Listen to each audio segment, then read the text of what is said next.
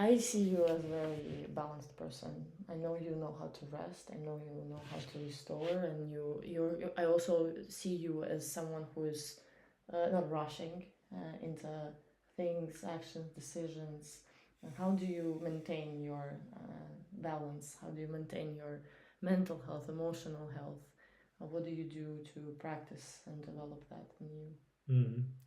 Well, I don't think I'm in a point of life where I could give advices or even share my experience, because I'm quite in a strange time of my life where I need to like see what I can do for myself in order to function a little better. But what I would recommend and what helped me every time, even in tough situations, is nature, and it's good community. And community doesn't. We already spoke about this. Community doesn't need to mean to go into a place which is an actual eco village, let's say, or big community of tens of people, but it could be just friends and family even, who are supportive of you and supportive of your life. And so basically finding like-minded, light-hearted people who are there to support you and who love you. Yeah. And it's not easy to find such people, honestly. It requires some digging, it requires some searching, Yeah. and it sometimes even maybe work, to keep the relationships, and work on ourselves, not just the relationship, but also like how we approach people. Do we support them? Do we, or do we just want to take from them? So anyway, but community and nature, I think, would be the main two things that are here for us to raise our energy levels, and yeah, and hold us in difficult times. Yeah, for sure. Yeah, when you say nature, is it like spending? What does it mean to spend quality time in nature to you? Is it like being by yourself, or just literally sitting on the ground? What has helped you so far? Yeah, could mean different things for different people. I mean, the best, I think, the best that I've sort of experienced in mm, this year would be going to an ancient forest in Shumava. This is a national park in Czechia, and we went to this ancient forest, an old forest untouched by people for a long period of time. And I could really sense how strong there the nature is if you really leave her alone, and we don't cut trees or do stuff that is not nice to the nature. Then the nature really has a lot of power to sort of hold us in its energy, and give us what we really need. And this is sort of like, I would describe it as peace of mind and peace of heart, that is really necessary. But it could be also like, we're here at Ericeira. It could be a walk on the seashore. Yeah, it could be, yeah, just looking at the nice green hill like we did today with the friends that we visited. And time spent like this can be very valuable. Yeah, yeah. The nature, which what it really shows me and teaches me, is slowing down.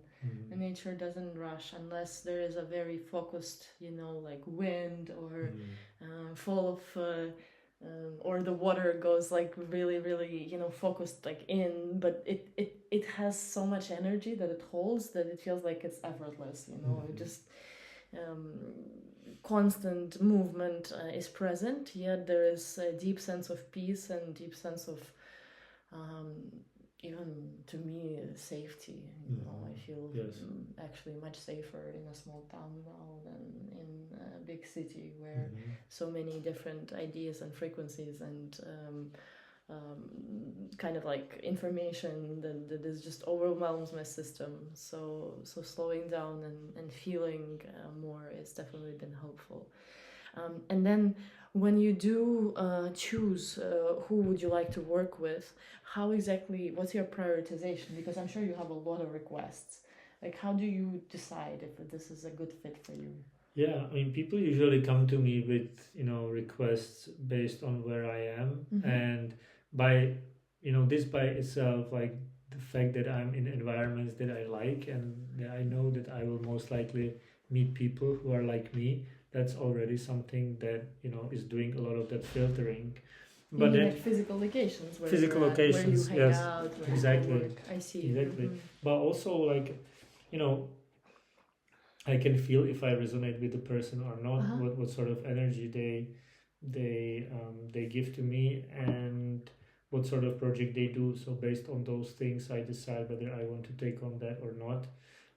I cannot really take on projects that I know that just are not in line with my values, or work too much with people that are overwhelming in their approach, right? So and so I try to keep myself with people and environments that are nourishing for me, and just because that's the only way how I can function well, and how I can really help the projects that need my support.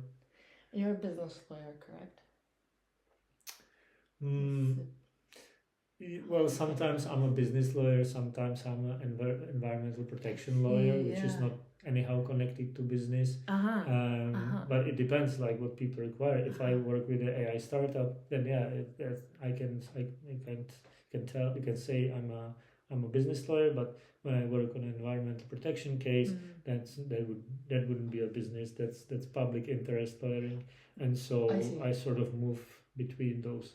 What makes a good public interest lawyer? Good question. Well, I guess the public interest cases are not really the ones that can create a lot of money for me.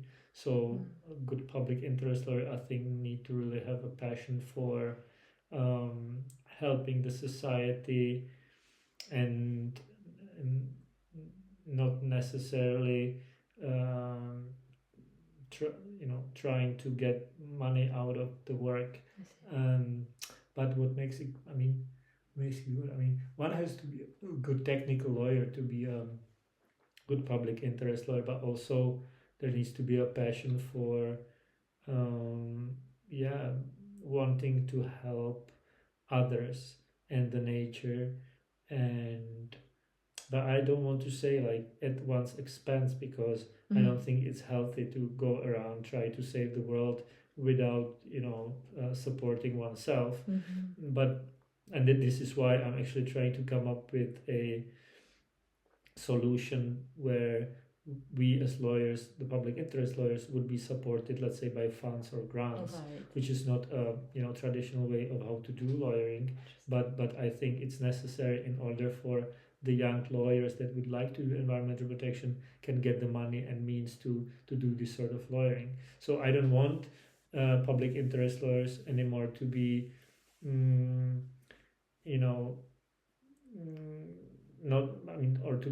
not having enough resources to do their work properly, because I think that if we want to do our work properly, then we need the resources to do so. And if we and today's society still works with money, so if these people, these lawyers, don't have enough money, enough resources to do their work properly, then it would be a problem. So that's why I'm trying to come up with a solution so they can have that.